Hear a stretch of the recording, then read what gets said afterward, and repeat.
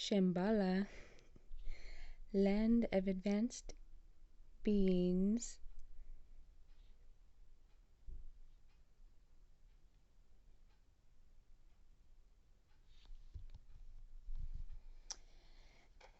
Well,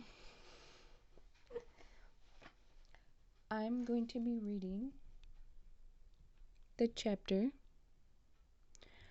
from the Agartha book about Shamballa, which is this book right here.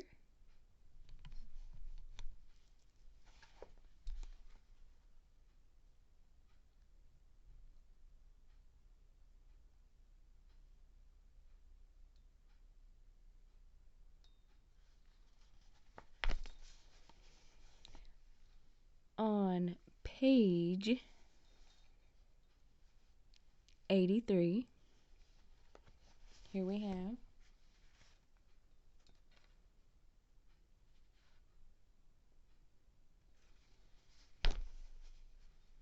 it's not very long of a chapter, so it shouldn't take up too much of your time.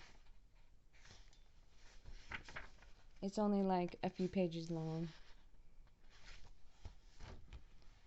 But see now,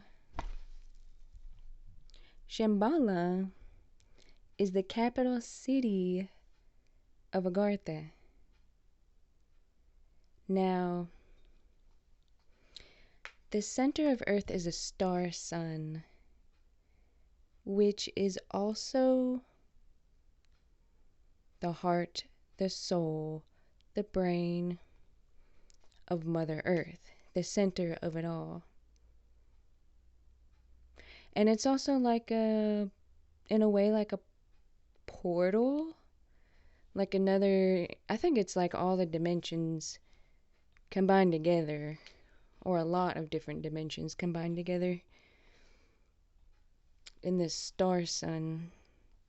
I'm pretty sure in school they lied to us, and the center of Earth is not a hard rock, like just a hard core. It's another type of world, and I think the evil types of the government, they know, some of them know about this inner Earth world, but they keep it a secret. It's because of these reptilians, and the reptilians are feeding off of humanity, and they get high off of feeding off of humanity, kind of like a drug. They get high off of it, of the evil dark energy. But hopefully I can get this video done before my phone dies.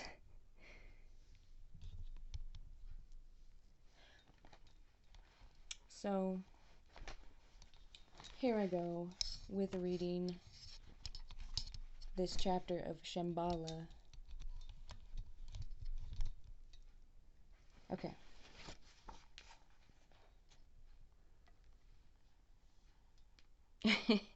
Yes, I still need to get a stand for my phone. Oh, I ordered a fan that has a stand on it, a phone stand. So, okay, here I go. Our new life started with some time at home, as we earthlings still needed to sleep at night. The next morning, and they got the little, what is that called? The colons at the top around morning, because the sun never goes down in Shamballa or Agartha, because the inner Earth star sun is always shining. But it doesn't shine enough to where things get burnt, but it gives life to everything inside the Earth. But anyways, the next morning we met at my house to decide where we would go. We found that everything had been arranged, and all we had to do was sit in the remote-controlled hovercraft. They're flying around in hovercrafts.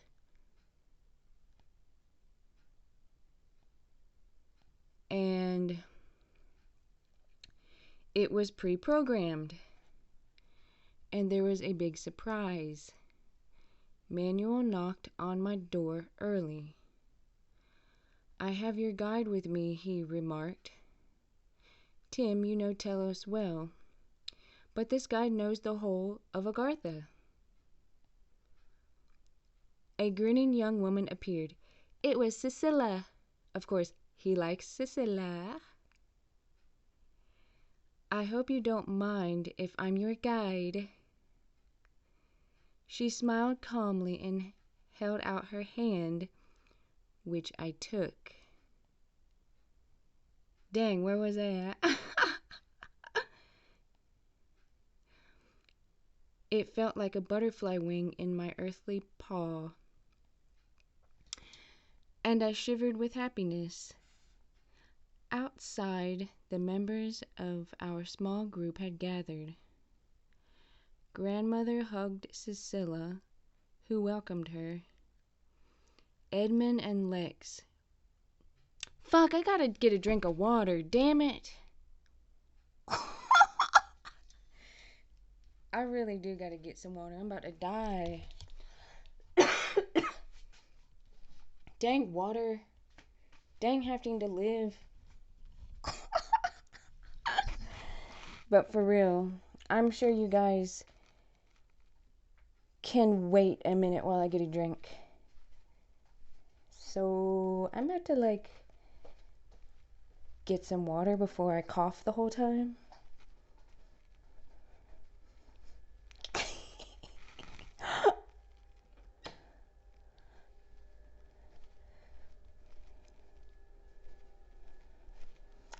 Yeah, I'm almost there.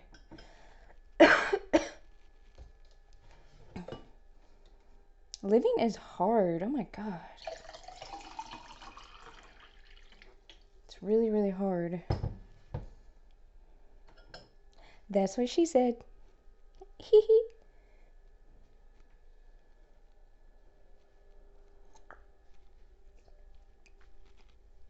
Oh my gosh. Whew.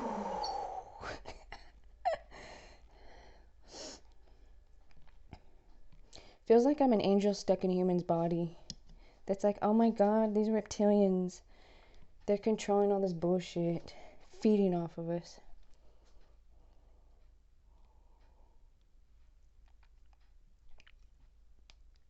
Oh.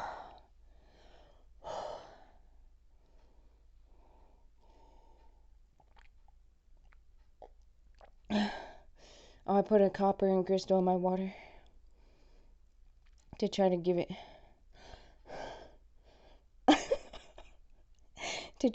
more health to it.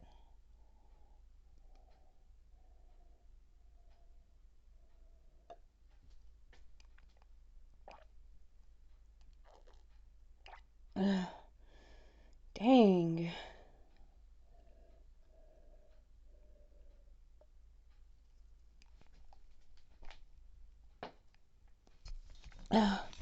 Now can I please get on with the dang story before my phone dies and I have to go to work soon, so I have to hurry the fuck up. Come on with it. Okay, so where was I? Watch the phone die. Okay, so here I go. Now I gotta find where I was at.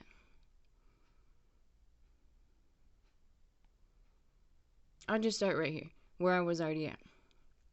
It felt like a butterfly wing in my earthly paw, and I shivered with happiness. Outside, the members of our small group had gathered. Grandmother hugged Cecilia, who welcomed her. Edmund and Lex stared in surprise and delight. Cecilia looked like a fairy tale princess, dressed in a long robe in shades of blue with a wide, sparkling silver belt. Her long, silvery blonde hair was tied high on her head, with curling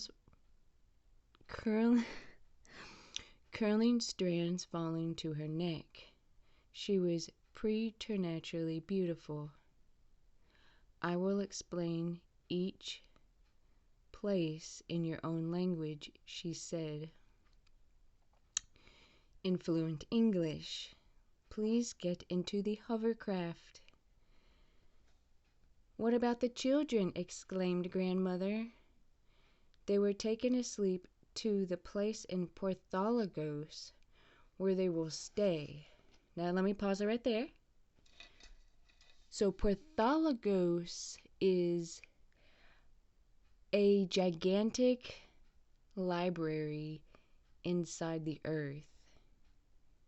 In this giant library, different types of ETs and races from all over the galaxy go to Porthalagos to study and learn all kinds of stuff, because Porthalagos has all the history of the Earth.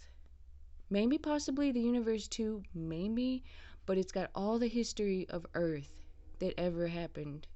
It's a huge library, but it's more, I think it's more than just a library. But anyways, let me carry on now.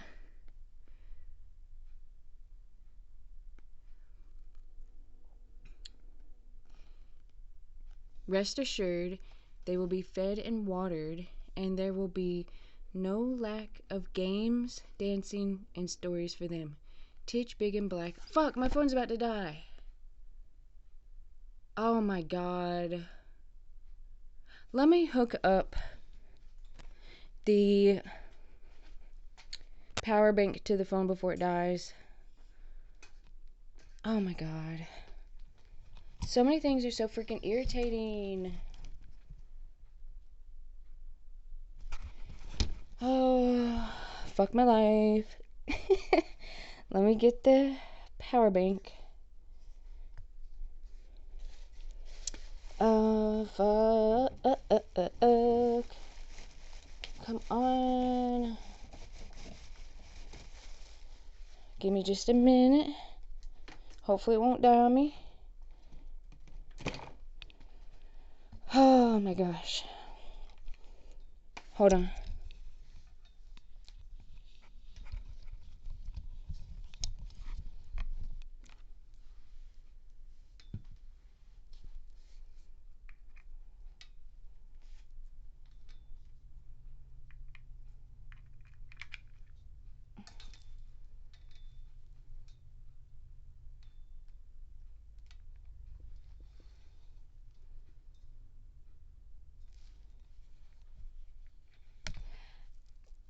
There we go.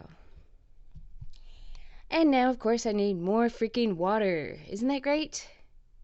Yes, wonderful.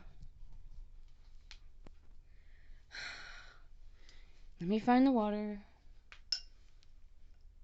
Of course, I about drank it all.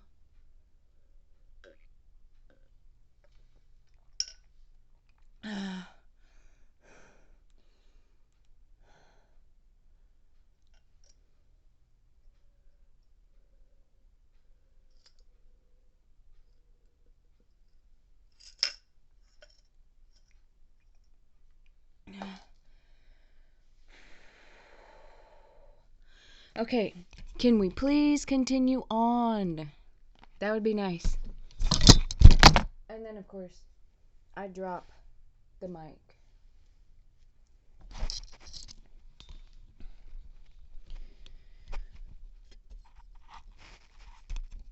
Okay. I'm back. Yay! Okay, so here we go. Rest assured they will be fed and watered, and there will be no lack of games, songs, dancing, and stories for them. Titch, which is his dog, Big and Black, was calm at my side.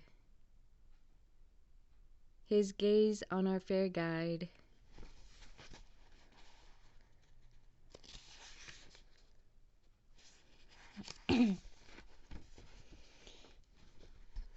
She laughed, bent down and whispered in his ear, stroking him on the neck.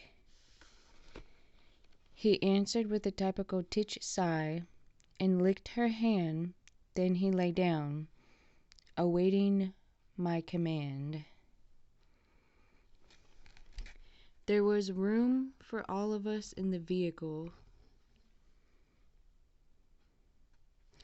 It was comfortable with cushioned seats and safety conveniences.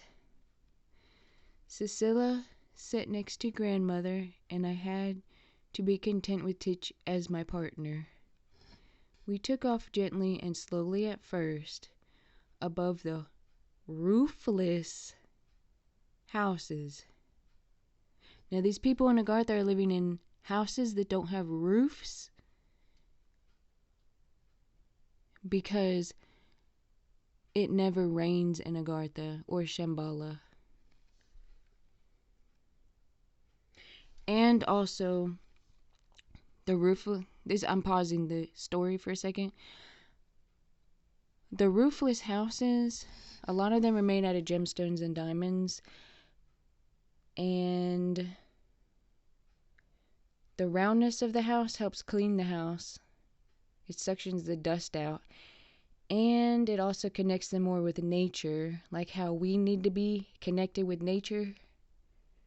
Hopefully we'll get back to nature more again one day. But anyways, let me continue on.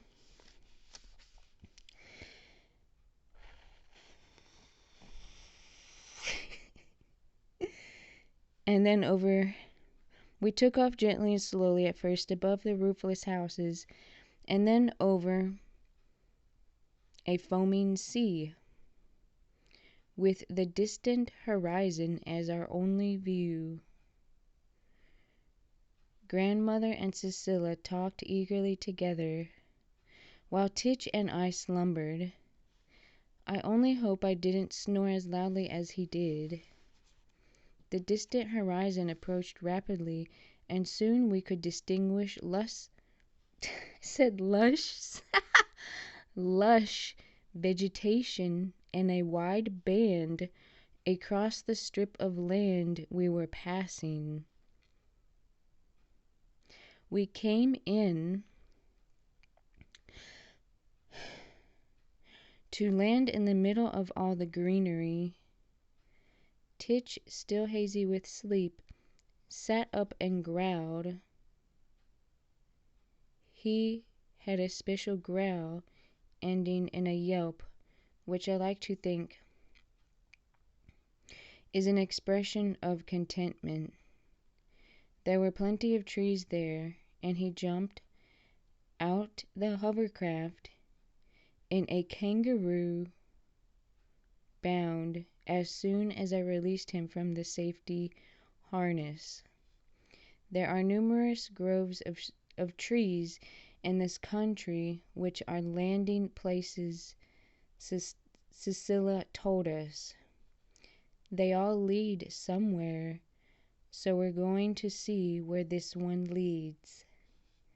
She led us through the wood to a gate constructed from boughs and branches. It was amazingly lovely, and I wondered that we didn't make things like that on Earth. It was tall and bent in various patterns, the green leaves still on some branches. The fence it was set in was in a similar style and just as beautiful. Cecilia opened the gate by pressing a rose in the pattern. Behind it was a lightly trodden path. There beyond, no, blah, blah, blah, blah. We're beyond Telos now, announced our guide. You may not know that our country is studded with jewel towns. Yeah, I want to go there. Take me there, somebody, please. As their foundations are gold and precious stones. Like, cool, man.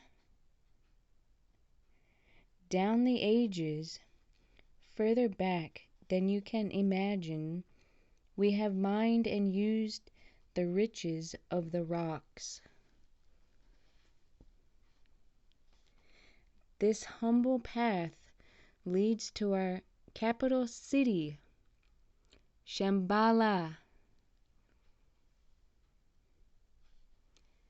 The place has played many roles in history. It is allegedly the Gobi Desert in another dimension, in heaven, and only a figment of your imagination. It's actually here. And in a moment, you'll see the real, genuine, and at least partially physical Shamballa. Pause the story. See, some parts of Shambhala takes you to other planets and probably other universes. Part of Shambhala is physical and part of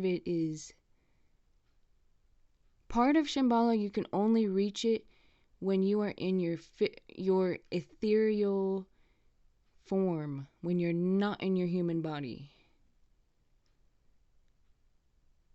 But anyways, let's keep going with the story, or the part of the story.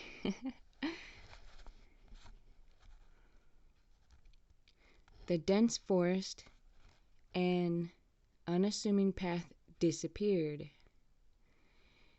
It was as if a massive curtain had been drawn from our eyes. A glittering, shimmering, sparkling town was laid out in front of us. Shamballa! The name itself caused shivers of delight and respect. Shamballa! Exclaimed grandmother, with worship in her eyes, where the streets are of gold, the houses of marble, and symphonies are playing, where there are beautiful people clad in white, and there is the high seat of the great masters.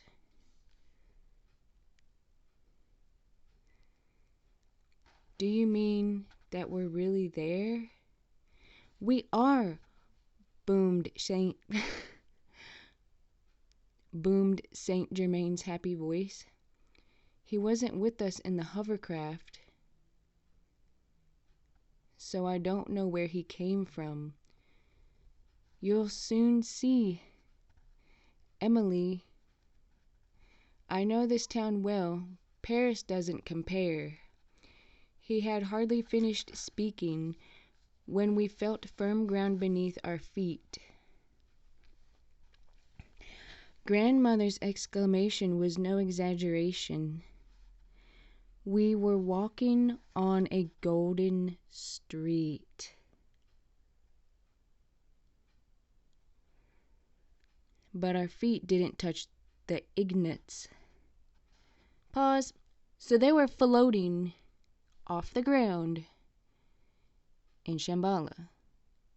Because the technology in Shamballa is billions of years ahead of our time. Because the Earth has existed for billions of years. The star sun is the center of the planet. It's like the heart, the soul, the brain of Mother Earth. But anyways, let's keep going. But our feet didn't touch the ignats. We hovered a little above them. Our steps became a smooth glide forward. We followed Cecilia, having no idea where she would lead us. Each house we passed was a poem, a temple. I have never seen such beautiful buildings before. We were bathed in a lovely silvery light. We stepped by a tall structure, more of an enchanted castle than a house. It was set slightly apart, surrounded by an incredible garden. Earthly eyes would hardly call this a town with houses. It was more like paradise. I thought I'd seen everything, declared Lex slowly. But this exceeds everything. Light, shimmering halls, singing, smiling people, dressed in pale colors. Wise men with halos. The interplay of colors on the walls, dancing. Whoa. Dancing children, and heavenly music in the background. What more can be said of the ineffable? Shamballa is no exaggeration. It is exactly how we dream the seat of peace and love to be. I thought Cecilia took us away too quickly, but we had a glimpse of all that is the paradise of Shamballa in its rightful place. It was partially earth-like and partially unearthly. There was something fragile about these people who were not as firmly fleshed as us. There were huge variations, and some were hardly human. Don't worry, people. This is the last page of this part about Shamballa.